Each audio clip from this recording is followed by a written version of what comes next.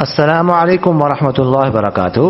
Group number 1 میں محمد وقار بھائی نے سوال کیا ہے کہ مفتی صاحب کلام اللہ صرف قرآن مجید کو کہا جاتا ہے یا دوسری آسمانی کتابوں کو بھی کہہ سکتے ہیں؟ اگر صرف قرآن مجید ہی کلام اللہ ہے تو اس کی وجہ، لیکن کلام اللہ جو ہے نا اصل میں کلام نفسی ہے جو اللہ تعالیٰ کی صفت ذاتی ہے، قدیم ہے اور اللہ تعالیٰ کی ذات کے ساتھ قائم ہے۔ باقی جو الفاظ ان پر دلالت کرتے ہیں ان کو مجازاً کلام اللہ کہتے ہیں۔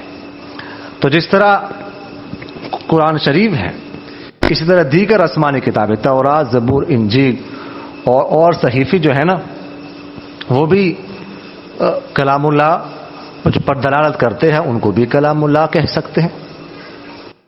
تو دوسری کتابوں کو بھی کلام اللہ کہہ سکتے ہیں، لیکن چونکہ جو قرآن پاک ہے اس کا درجہ دوسری کتابوں سے ممتاز ہے۔